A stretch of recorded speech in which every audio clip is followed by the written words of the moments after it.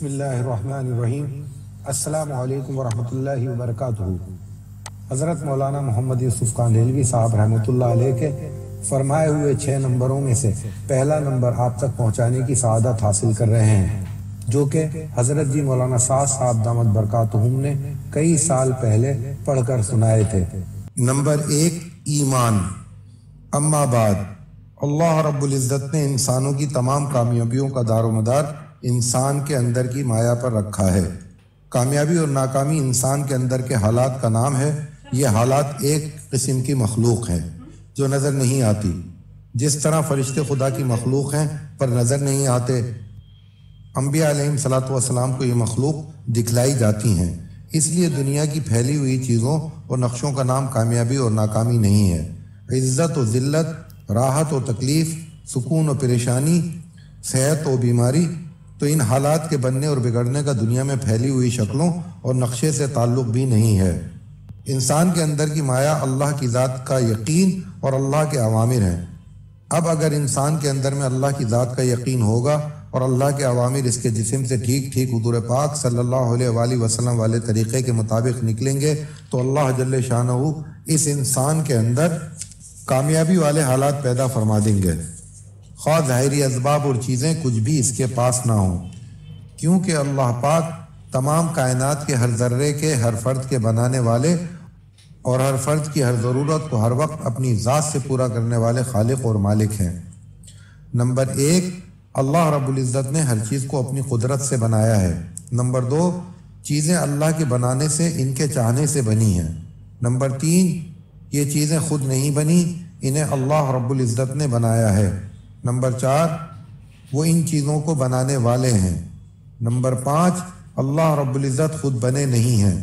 Number 6، جو چیزیں کسی کے بنانے سے کبھی بنی ہوں تو بنی ہوئی چیزوں سے کچھ بنتا نہیں ہے۔ نمبر 7، زمین اور آسمان اور ان کے درمیان جتنی بھی مخلوق ہے ان سے کچھ نہیں بنتا۔ نمبر 8، جو خود قدرت سے بنا ہے وہ قدرت کے ماتحت ہے۔ لیکن اس وقت ہمارے ماحول میں یہ بات چل رہی ہے کہ ہم لوگ یوں کہہ رہے ہیں کہ زمین اور آسمان کے درمیان جو چیزیں اللہ نے بنائی ہیں وہ انسان کے استعمال کرنے کے لیے بنائی ہیں۔ نہیں میرے دوستو، اللہ نے جو چیز اپنی قدرت سے بنائی ہے ان چیزوں کو اللہ نے بنا کر اپنی قدرت میں رکھا ہے۔ ایسا نہیں ہے کہ قدرت سے یہ چیزیں بن گئیں تو بننے کے بعد یہ چیزیں قدرت سے خارج کر دی گئی ہوں، بلکہ اللہ رب العزت نے جو کچھ قدرت سے بنایا ہے وہ ہر وقت ان کے قبضے میں ہے، وہی ہر چیز کو خود استعمال فرماتے ہیں۔ وہ جب چاہیں اپنی قدرت سے ان شکلوں کو بدل دیں اور کسی چیز کی شکل کو چاہے قائم رکھ کر اس کی خوبی کو، اس کی صفات کو بدل دیں۔ یعنی یہ بات نہیں ہے کہ Hello everyone, I'm Farah Khan, and as you know, I've worn a lot of hats in my life. I've been a choreographer, a director, a producer, an actor, but I think the اللہ رب العزت نے جس چیز سے جو تاثیر وقتی طور سے دکھلا دی وہ تاثیر ہم یہ سمجھتے ہیں کہ یہ تاثیر اس چیز کی ہوگی۔ میرے دوستو، اول تو کسی چیز میں کوئی تاثیر ہے ہی نہیں، تاثیر اللہ کے کرم میں ہے، شکلوں میں کوئی تاثیر نہیں۔ شکلیں تو ساری کی ساری مٹی سے بنائی ہیں۔ اللہ رب العزت نے جو چیز اپنی قدرت سے بنائی ہے تو قدرت ہر وقت اس چیز میں کام کرتی رہتی ہے۔ اس بات کو ہمیں بار بار سوچنا پڑے گا، غور کرنا پڑے گا، لوگوں سے کہنا پڑے گا جو کچھ زمین اور آسمان کے درمیان ہو رہا ہے ان سب کا تعلق ان پھیلی ہوئی شکلوں اور نقشوں سے نہیں ہے، بلکہ اللہ رب العزت کی ذات عالی تنہا جو چاہتی ہے وہ کرتی ہے۔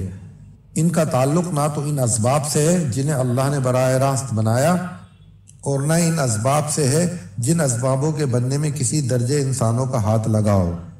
لکڑی کو سانپ بنا دیتے ہیں، سانپ کو لکڑی بنا دیتے ہیں۔ اس طرح ساری شکلوں پر، خواہ وہ ملک کی ہو یا مال کی، برف کی ہو یا بھاپ کی، ساری شکلوں پر اللہ ہی کا قبضہ ہے۔ وہی ان شکلوں پر اپنے امر کو استعمال فرماتے ہیں۔ جہاں سے انسان کی زندگی بنتی نظر آتی ہے وہیں سے زندگی کو بگاڑ کر دکھلاتے ہیں، اور جہاں سے زندگی بگڑتی نظر آتی ہے وہیں سے زندگی کو بنا کر دکھلاتے ہیں۔ ساری چیزوں کے بغیر ریت پر ڈال کر پال کے دکھاتے ہیں، اور سارے ساز و سامان زندگی بننے کے سارے اسباب اور چیزوں کے ہوتے ہوئے زندگی کو تباہ و برباد کر کے دکھاتے ہیں۔ اللہ جل شانہ کی ذات عالی سے ہمارا تعلق پیدا ہو جائے اور اللہ جل شانہ کی ذات عالی سے براہ راست فائدہ حاصل کرنے والے بن جائیں۔ تو اسی کے لیے یعنی انسانوں کو کامیابی دلانے کے لیے حضرت محمد صلی اللہ علیہ وآلہ وسلم رب العزت کے یہاں سے اللہ کے اوامر لے کر آئے ہیں۔ میرے دوستو دیکھو سمجھو اسے، ایک راستہ ہے اللہ کے خزانوں سے کائنات کی شکلوں کے ذریعے فائدہ حاصل کرنے کا، اور ایک راستہ ہے اللہ کے خزانوں سے محمد صلی اللہ علیہ وآلہ وسلم کے ذریعے سے فائدہ حاصل کرنے کا، یعنی اللہ رب العزت کی قدرت سے فائدہ اٹھانے کے اسباب اور کائنات میں پھیلے ہوئے نقشوں سے فائدہ اٹھانے کے اسباب، یہ دونوں چیزیں بالکل مقابلے کی ہیں، دونوں ٹکر کی ہیں۔ اس لیے میرے دوستو اللہ کی قدرت سے براہ راست فائدہ اٹھانے کے لیے حضور پاک صلی اللہ علیہ وآلہ وسلم جو اللہ کی طرف سے اوامر لے کر آئے ہیں، جب وہ اوامر ہماری زندگیوں میں آ کر محمد صلی اللہ علیہ وآلہ وسلم کے طریقے پر جسم سے باہر صادر ہوں گے تو اللہ جل شانہ ہر نقشے ہر سبب میں کامیابی دے کر دکھلائیں گے۔ اسی لیے سب سے پہلے لا الہ الا اللہ محمد الرسول اللہ میں اپنے یقین، اپنے جذبے اور اپنے طریقے جو ہم حالات کے آنے پر خاص طور سے اور دن رات پڑنے والی ضرورتوں میں عام طور سے اختیار کرتے ہیں، ان کے بدلنے کا ہم سے یہ کلمہ مطالبہ کر رہا ہے۔ صرف یقین کی تبدیلی پر ہی اللہ پاک اس زمین اور آسمان سے کئی گنا بڑی جنت عطا فرمائے گا، اور دنیا میں نقد فائدہ یہ ہوگا کہ جن جن شکلوں سے ہمارا یقین نکل کر اللہ کی ذات سے ہر چیز کے بننے کا اور حضور پاک صلی اللہ علیہ وآلہ وسلم کے اعمال سے ہونے کا یقین آئے گا، تو یہ ساری کی ساری چیزیں جن سے ہمارا یقین نکلے گا ان شکلوں کو اللہ ہمارے لیے مسخر کر دیں گے۔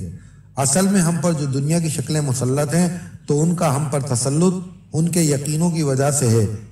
ایک چھوٹے جانور سے لے کر بڑے بڑے عالمی نقشوں کے یقین نے انہیں ہم پر مسلط کر رکھا ہے۔ میرے دوستو اللہ رب العزت نے ہمیں دعوت کی وہ محنت دی تھی جس سے زمین اور آسمان کے درمیان کا نظام ہم سارا کا سارا دائی کے لیے مسخر ہو جاوے۔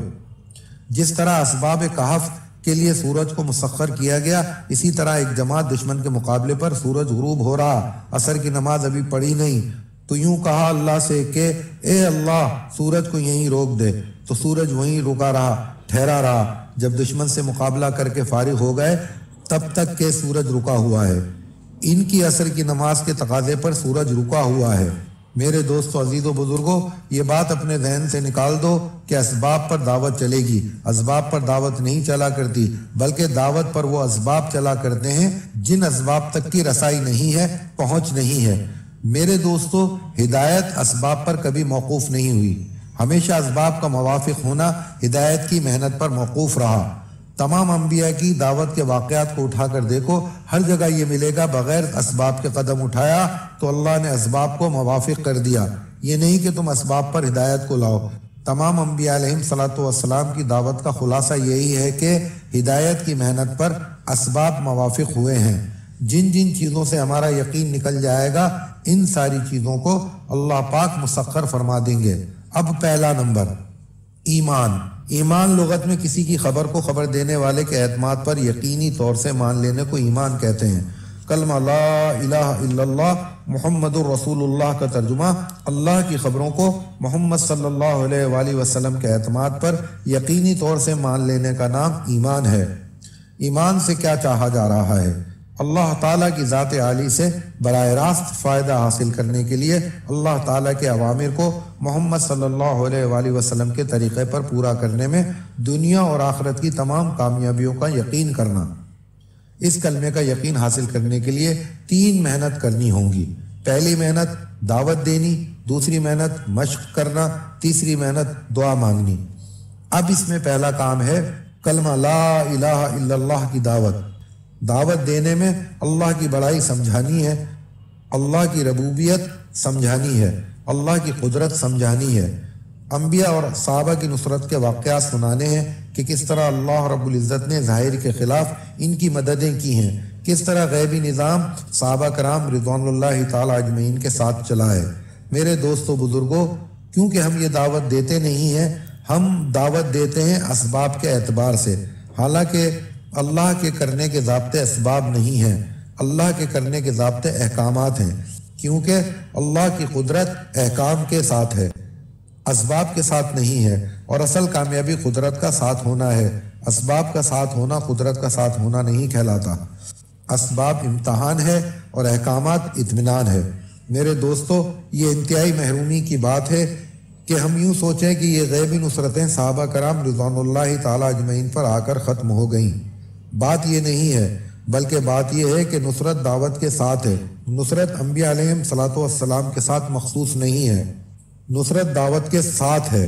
آج بھی خدا کی قسم وہ ہوگا جو صحابہ کرام رضوان اللہ تعالیٰ اجمعین کے ساتھ ہوا ہے، بلکہ اس سے زیادہ ہوگا، بشرط یہ کہ ہم اپنے آپ کو اس رخ پر لے کر چلیں گے۔ تو ہم نے تو دوستی کر لی ہے اسباب سے، جبکہ اسباب کا مل جانا وبال ہے اور اعمال کا مل جانا یہ انعام ہے۔ اللہ رب العزت اسباب دے کر پریشان کریں گے، دکان دے کر کمزور کریں گے۔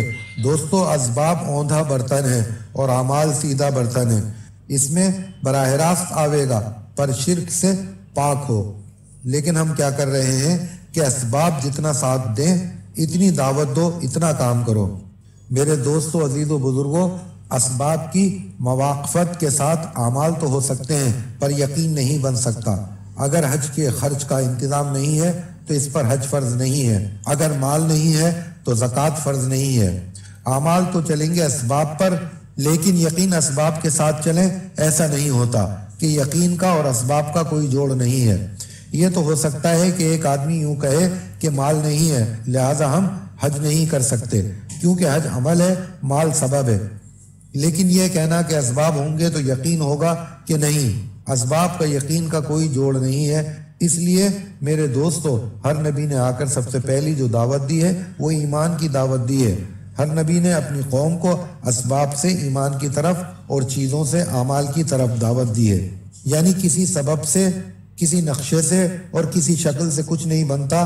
جو بھی ان شکلوں سے جو زمین و آسمان کے درمیان پھیلی ہوئی ہیں، ان شکلوں سے جو کچھ نکلتا ہوا ہمیں نظر آ رہا ہے، یا یہ جو شکلوں میں سے چیزیں بن کر نکلتی ہوئی ہمیں نظر آ رہی ہیں، یہ چیزیں ان شکلوں سے نہیں بنتی، اور نہ ہی ان شکلوں کے اندر جو خدا کا امر کام کر رہا اس سے کچھ بنتا۔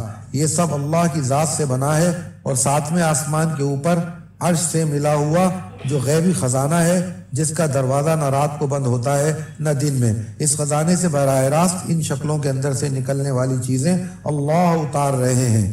خود اللہ جل شانہ کہہ رہے ہیں کہ کھیتی میں غلہ ہم اتارتے ہیں، قرآن، پانی ہم اتارتے ہیں، قرآن، ساری مخلوق کی روزیاں آسمانوں سے ہم بھیجتے ہیں، جانوروں میں دودھ ہم اتارتے ہیں، قرآن۔ اس طرح شکلوں سے نہ بن کر اللہ کی ذات سے بننے کی دعوت دیتے تھے۔ اسی طرح چیزوں میں کامیابی نہیں ہے، چیزوں میں صحت نہیں ہے، چیزوں میں چین اور سکون نہیں ہے، چیزوں میں راحت نہیں ہے، چیزوں میں عزت نہیں ہے۔ اگر صحت، چین و سکون، راحت اور عزت کو پانا چاہتے ہو تو یہ چیزیں اعمال سے حاصل ہوں گی۔ میرے دوستو، عزیز و بزرگوں، اس یقین کو اپنے اندر پیدا کرنے کے لیے اس یقین کی دعوت دینی ہے۔ اگر دعوت دینے والے کے سامنے کلمے کی حقیقت نہیں ہے تو پھر اس کی دعوت صرف اس کی زبان کے بول ہیں، نہ اس دعوت سے یقین کی تبدیلی ہوگی، نہ اس دعوت سے اس کا یقین بدلے گا، نہ اس کے ایمان میں کوئی ترقی ہوگی۔ بلکہ میرے دوستو، جس وقت کوئی دعوت دینے والا کسی فرد کو یا کسی مجمع کو مقام پر یا باہر دعوت دے رہا ہو تو سب سے پہلے کلمہ لا الہ الا اللہ کی دعوت دیتے ہوئے اس کے اپنے سامنے ایمان کی حقیقت ہو کہ میں ایمان صحابہ کی طرف بلا رہا ہوں۔ اس لیے قرآن میں ہے، آیت لکھی ہوئی ہے۔ ہماری مشکل یہ ہے کہ ہم جسے بلا رہے ہیں اپنی سطح کے عمل کی طرف بلا رہے ہیں، اپنی سطح کے ایمان کی طرف بلا رہے ہیں۔ دیکھو میرے دوستو، یہ غلط ہے، بات کو سمجھو اچھی طرح۔ دیکھو، اللہ رب العزت اس کا حکم دے رہے ہیں کہ وہ ایمان لاؤ جو صحابہ کرام رضوان اللہ تعالیٰ اجمعین ایمان لائے ہیں۔ قرآن مجید کی آیت لکھی ہوئی ہے۔ جس وقت کوئی ہمارا ساتھی کلمے کی دعوت دے، اس وقت یہ بات لازم ہے کہ اس کی دعوت دیتے ہوئے اس کے سامنے ایمان صحابہ اور اس کے سامنے کلمے کی حقیقت، اس کے سامنے صرف اللہ رب العزت کی ذات عالی ہو، اس کے سوا کوئی سبب نہ ہو۔ جب اس طرح دعوت دے گا جس طرح عرض کیا جا رہا ہے تو اب اس دعوت سے اس کے اندر کلمے کی حقیقت آئے گی۔ تو پہلا کام کیا ہوا میرے دوستو؟ کلمہ لا الہ الا اللہ پہلے نمبر میں پہلا کام دعوت دینے کا۔ دعوت دینے میں اللہ کی بڑائی سمجھائی، اللہ کی ربوبیت سمجھاؤ، اس کی قدرت سمجھاؤ کہ قدرت اسباب کی پابند نہیں ہے، اسباب قدرت کے پابند ہیں، اسے اچھی طرح سمجھاؤ۔ کلمے میں دوسرا کام یہ بیٹھ کر سوچو کہ جس چیز کی دعوت دی ہے یہی حق ہے، یہی سچ ہے۔ ان دو کاموں کو کرنے کے بعد کلمے میں تیسرا کام یہ ہے کہ پھر رو رو کر اللہ رب العزت سے اس یقین کی حقیقت کو مانگو۔ میرے دوستو بزرگوں، اصل میں یہ مشق تو ہو گئی ختم، اب رہ گئی تقریر کی کوئی بیان کرنے والا اچھا سا بیان کر دے جس سے ہماری شب گزاری کامیاب ہو جائے۔ محمد یوسف صاحب رحمۃ اللہ علیہ کی ہدایت میں سب سے زیادہ ایمان کو بولا جاتا، اور اسی طرح سے ایمان کو بولا جانا کہ تمہاری بات کی چوٹ اسباب پر پڑ رہی ہو۔ میرے دوستو، اگر ہم بولتے بھی ہیں تو ہم بولیں گے اسباب کی رعایت سے۔ اسباب کی رعایت سے ایمان کو بولنے سے کبھی ایمان نہ بنے گا، بلکہ دوستو جب تم اسباب کی رعایت سے ایمان کو بولو گے تو باطل ترقی کرے گا۔ اس لیے میرے دوستو، پہلا نمبر کلمہ لا الہ الا اللہ، اس کے 3 کام ہیں۔ نمبر 1 دعوت، نمبر 2 مشق، نمبر 3 دعا۔ چاہے مجمع میں گھس کر دعوت دو، چاہے انفرادی دعوت دو، پر کلمے کی حقیقت کو سامنے رکھ کر دعوت دو، کیونکہ دعوت کے ساتھ اللہ کی قدرت ہے، اور وہ قدرت دعوت کے ساتھ استعمال ہوگی، اس لیے کہ اللہ کو کلمے کی دعوت پسند ہے، کلمے کا دعویٰ پسند نہیں ہے۔ دعویٰ کرنے والے اسلام لائے ہیں، ایمان نہیں لائے ہیں۔